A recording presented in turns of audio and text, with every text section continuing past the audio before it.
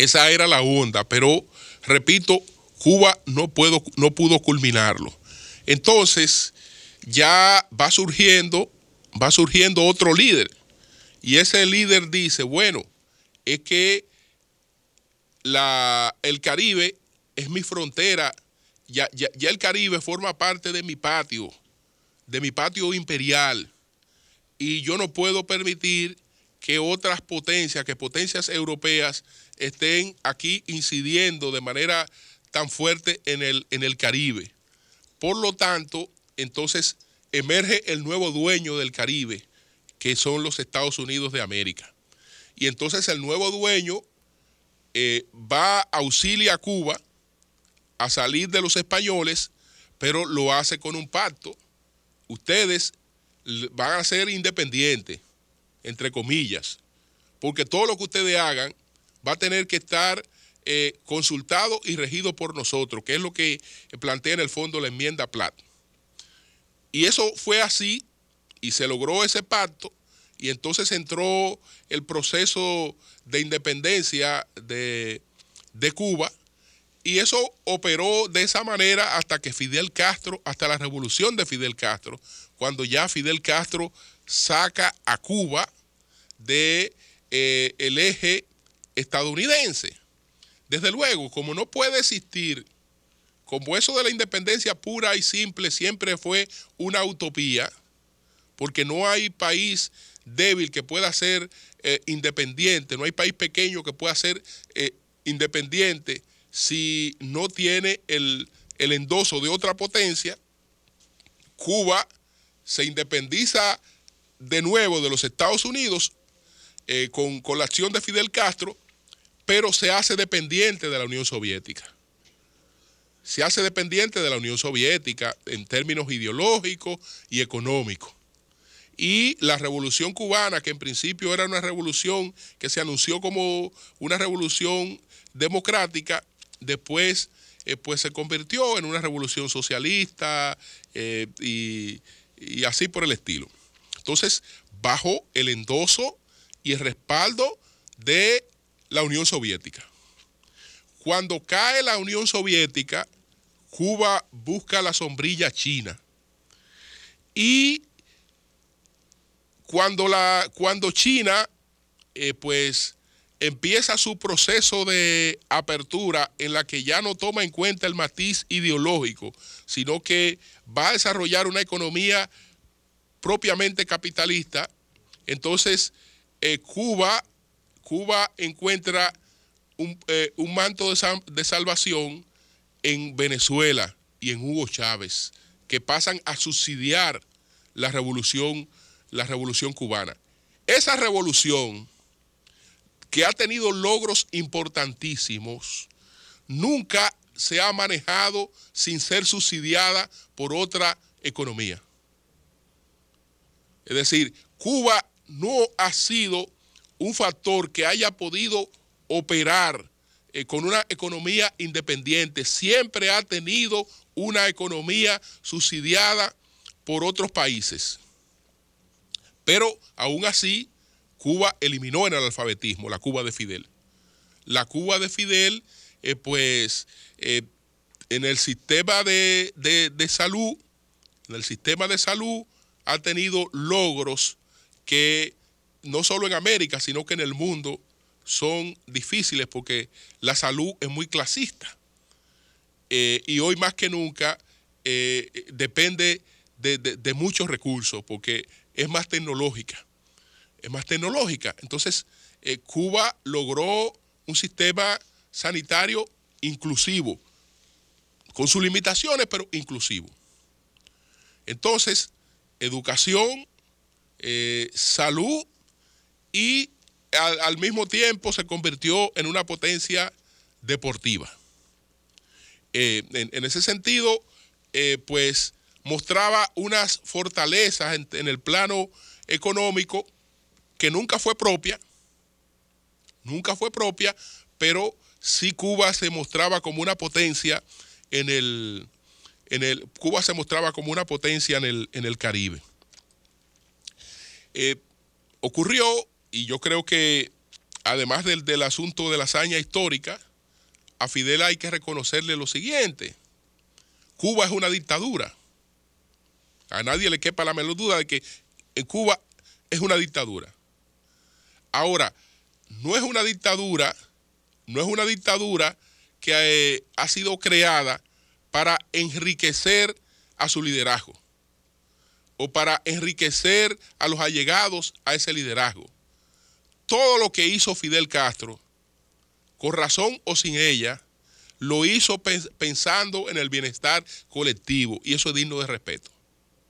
Todo lo que hizo, lo hizo pensando en el bienestar colectivo, nunca en hacer lo que han hecho otros dictadores, enriquecerse, tener cuentas cuentas bancarias multimillonarias, todas las propiedades del mundo, todo el boato, toda esa cuestión. Fidel no es persona de eso, y eso siempre le merecerá respeto.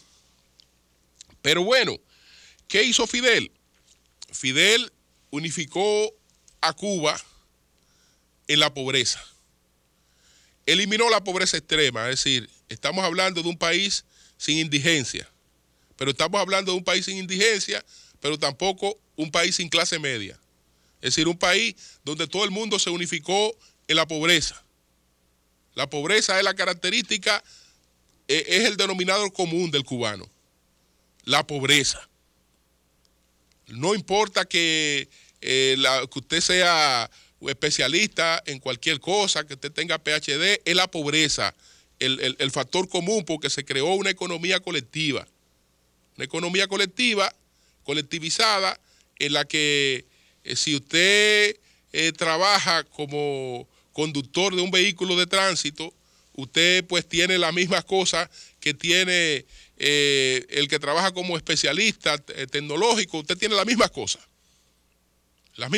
básicas que tiene todo el mundo. Entonces unificó esa sociedad en la pobreza, ciertamente sin indigencia, sin pobreza extrema, pero la unificó en la pobreza, en una economía colectivizada. Otro mérito, bueno, a pesar de su prolongación de 49 años, el gobernante que más tiempo ha estado en el poder, pues llegó el momento de deterioro de la salud y él supo ponerse a un lado, aunque dejaba las cosas prácticamente en sus mismas manos, que eran las del hermano, pero ya el hermano venía a encabezar una transición que la ha ido produciendo de manera muy lenta, pero en definitiva una transición que ahora se acelerará un poco más con la desaparición de Fidel Castro. Cuba tiene grandes desafíos. Fidel le deja la ventaja de ser un país con mucha formación y educación. Ahora lo que hay que buscarle es sentido a esa preparación de la gente, porque Cuba siempre ha sido una gran paradoja. Las mujeres que ejercen la prostitución en Cuba tienen formación universitaria. Pero bueno, ¿para qué una gente necesita preparación universitaria para ejercer la prostitución? Es decir, lo que ocurre es que no hay oportunidades de ninguna otra cosa. No hay oportunidades de ninguna otra cosa, y entonces mucha gente está bien preparada, pero subutilizada en cosas que no tienen que ver nada con su nivel de preparación y con ingresos que nada tienen que ver con eso. La historia pues se encargará de poner cada cosa en su lugar. Ahí hay muchos aportes, pero sobre todo una personalidad respetable, que es la de Fidel Castro, que acaba de fallecer este fin de semana. Son las 7:16. El sol de la mañana. El sol de la mañana. Hay algunas decisiones del Tribunal Constitucional que, en honor a la verdad, a mí no me están gustando, pero las decisiones del Tribunal Constitucional no son para que a mí me gusten o no me gusten. Pero yo creo que por lo menos uno tiene el derecho a expresar lo que siente. Incluso en un caso, yo he tenido discusiones muy profundas en mi propia casa, porque tengo un hijo que es experto en derecho constitucional y él dice que yo no tengo razón. Y me ha explicado eso 80,000 veces, pero yo no lo entiendo. Ni lo voy a entender. No hay manera de que yo entienda que si un individuo vive en un condominio y ese individuo no paga sus servicios en ese condominio, entonces el individuo va al Tribunal Constitucional y dice que le han violado un derecho fundamental porque a él lo han dejado sin servicios, sin los servicios comunes. Buena cosa. Pero resulta que si el condominio no paga el agua, la CAS va y le corta el agua al condominio. Entonces en ese condominio viven 12 gente, viven 15 gente, viven 20 gente. Pero si el condominio no paga el agua, la CAS va y le corta el agua al condominio. Pero si un individuo no paga el agua, ahora en función de la decisión del Tribunal Constitucional, los otros condóminos están obligados a pagársela a él. Los otros condóminos están obligados a pagársela. ¿Por qué? Porque no se le puede quitar el agua, porque el agua es un derecho fundamental. Y le están violando unos derechos esenciales. ¿Quién ha dicho eso? ¿Quién ha dicho eso? Es verdad que es un derecho, que un derecho fundamental, pero para que usted la vaya a buscar con un burro en cubeta al río, porque si hay que transportarla, primero ha habido que potabilizarla, después ha habido que hacer una inversión en sistemas de acueducto y de plantas de tratamiento para llevarla hasta los hogares. Y todo eso tiene un costo. La Constitución no cubre ninguno de esos costos, todo eso tiene un costo. Entonces, la Constitución no va y paga el condominio. El condominio lo pagan los condóminos. Entonces, si hay una regla en los condominios, si hay una regla, esas reglas tienen que respetarse y tienen que respetarla a todo el mundo. Ya individuo, no se le violan sus derechos fundamentales. Ahí los delincuentes fueron los que pagaban. Los que estaban en violación fueron los que pagaban su servicio, porque el que no pagaba fue y se quejó, y ahí anda ese hombre burlándose de la humanidad con una sentencia del Tribunal Constitucional. Entonces, ahora, Waldy Taveras está advirtiendo sobre una cuestión, señores, que va a ser terrible. Ustedes saben que la autorización de uso de suelo es facultad exclusiva de los regidores. Señores, ustedes saben lo que son. Excúsenme, porque yo sé que hay muchos regidores buenos. Pero, señores, esto se acabó.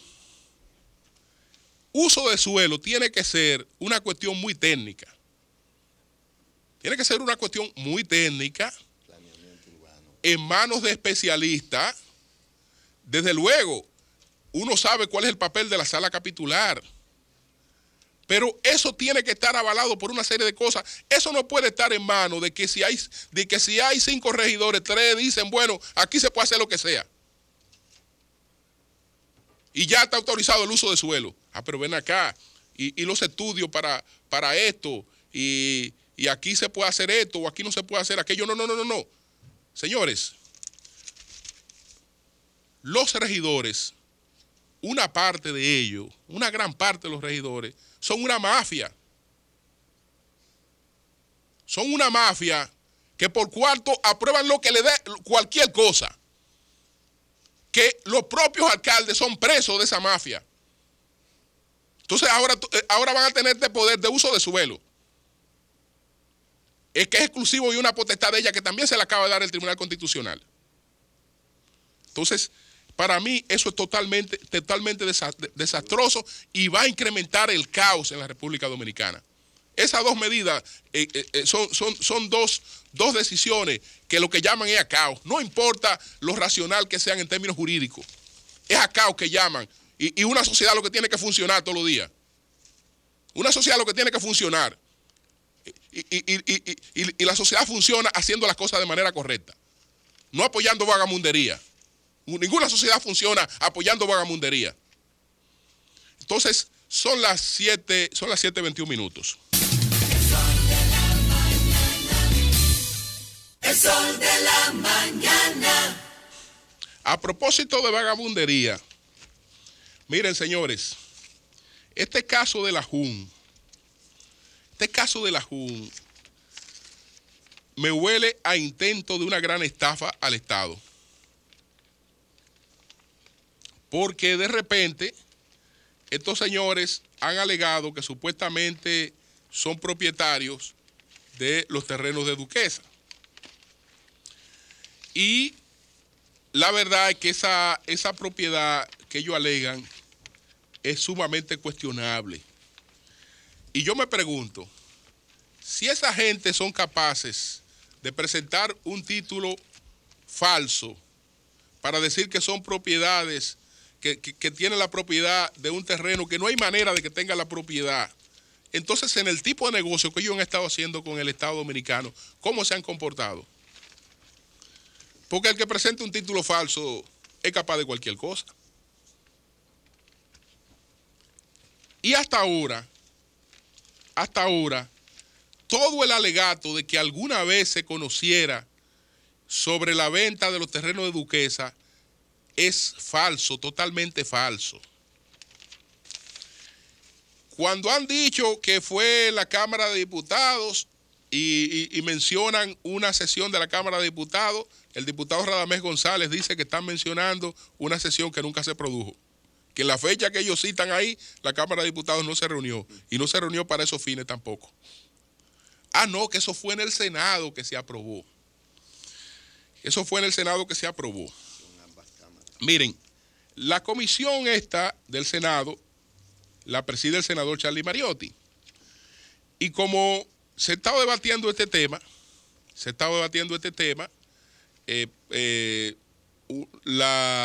esta comisión y el senador sobre todo han hecho lo que hay que hacer. En vez de salir inmediatamente a hacer un desmentido, lo que ellos han hecho es pues hurgar, revisar toda la documentación con relación a este tema para ver si alguna vez ha habido posibilidad de que eso ocurriera. Y resulta, señores, que eso no hay manera de que se pueda haber justificado que pasara por el Senado. No ha pasado por el Senado de la República. No ha pasado por el Senado de la República.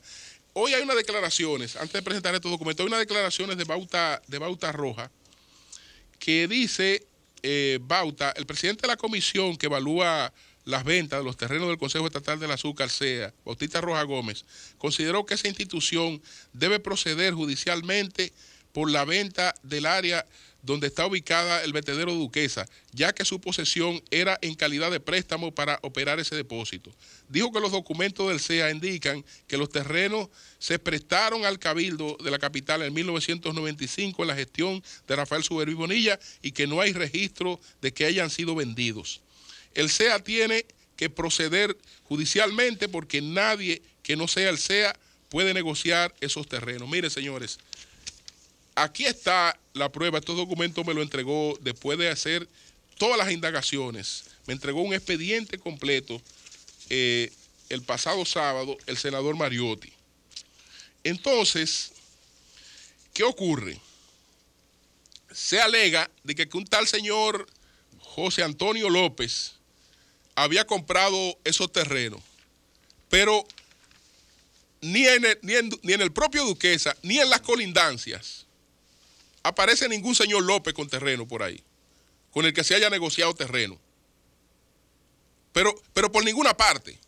Es decir, ni en Duquesa, ni en las colindancias de Duquesa. Aparece el tal señor José Antonio López, comprando terreno del CEA que pudieran haber sido vendidos a esa compañía. Él no aparece. ¿Quién aparece en las colindancias? En las colindancias aparece el señor Manuel Jesús Castillo Pimentel, que es presidente de la empresa Granos Nacionales.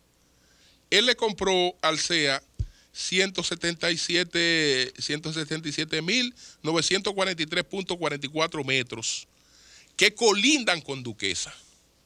No Duquesa, sino que colindan con Duquesa. Que es el único caso de una colindancia con Duquesa. Entonces, vamos a suponer, yo no sé qué ha pasado con estos terrenos que compró Castillo Pimentel. Él compró Granos Nacionales, compró ahí. También hay otro señor que compró ahí, porque ustedes saben cuántos son los terrenos de Duquesa. Son 875.773 metros. 875.773 metros. Este señor, que tengo aquí la documentación, que compró en la colindancia, compró 177.000 metros. No 875.000. Y no era Duquesa, sino la colindancia, porque cuando se hace el deslinde de esos terrenos, está claro que uno de los deslindes es Duquesa. Es decir, a usted no se le está vendiendo Duquesa, sino que su propiedad, uno de los deslindes es Duquesa, y tampoco se le podía estar vendiendo Duquesa, porque usted lo que está comprando son 177.000 metros, y Duquesa son 875.000 metros. Es decir, que ahí no se le estaba vendiendo Duquesa. Hubo otro señor que compró un solarcito, que compró un solar de 1.053 metros. Ese otro es lo que colinda ahí con Duquesa. Esos son los que colindan con Duquesa. Entonces, supongámonos que alguno de estos señores, que yo no sé si lo han hecho, le hayan vendido al señor López. Bueno, ellos le podrán haber vendido lo que ellos compraron, pero no le pueden haber vendido Duquesa, porque Duquesa no ha estado en venta. Duquesa no ha estado en venta. Entonces, ¿qué ocurre? Que ahora está claro que en el Senado de la República eso nunca se ha aprobado, que eso nunca se ha conocido. Porque no puede haberse conocido, porque tal y como explica Bauta, esos son terrenos del CEA, y el CEA le ha hecho un préstamo de esos terrenos al ayuntamiento para la operación de Duquesa. Entonces, nadie que no sea el CEA ha podido negociar esos terrenos y vendérselo supuestamente a quienes tienen esos terrenos. Esto hay que tomarlo en serio, Esto hay que tomarlo en serio. Pues si esa gente aparecen con un título, presentando un título de Duquesa, deberían ser procesados. Porque ahí hay una clara intención de estafa. Hay una intención de estafa clara, clarísima. Porque no hay manera de que tengan medio metro dentro de Duquesa. Medio metro dentro de Duquesa no hay manera que lo tengan. Porque eso tiene que vendérselo el CEA, y después el CEA tiene que enviar el expediente al Congreso. Y no hay ningún expediente en el Congreso sobre venta de terreno de Duquesa. Ningún expediente. Entonces, hay que ver ahí qué es lo que se está intentando hacer, y empantalonarse, señores. Empantalonarse, porque ahí parece entonces que la tradición ha sido el engaño. Cambio y fuera. El sol de la mañana, el sol de la mañana.